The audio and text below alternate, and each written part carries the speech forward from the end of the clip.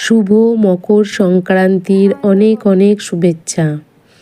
আজ তো পিঠে পুলি খাওয়ার দিন, তাই আমাদের বাড়িতেও তৈরি হচ্ছে সাজের পিঠে।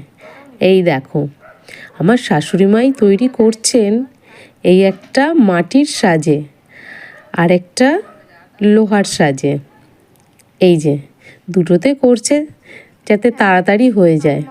আর এই ছোট ছোট মাটির উনুনগুলো মাই তৈরি করেছে আমাদের ছাদের ওপরে।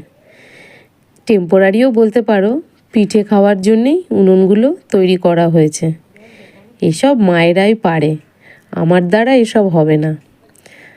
দেখো যেভাবে করতে হয় তোমরা তো সবাই জানোই।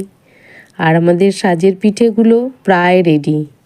দুধে গুড় দিয়ে জাল দিয়ে নিয়েছি। এই যে গরম গরম দুধের মধ্যে গুড় দিয়ে জাল দেওয়া আছে, তাতেই পিঠেগুলো দিয়ে দিচ্ছে। এটা খেতে দারুণ হয়। তোমরা আজ কে কী পিঠে বানালে অবশ্যই জানিও।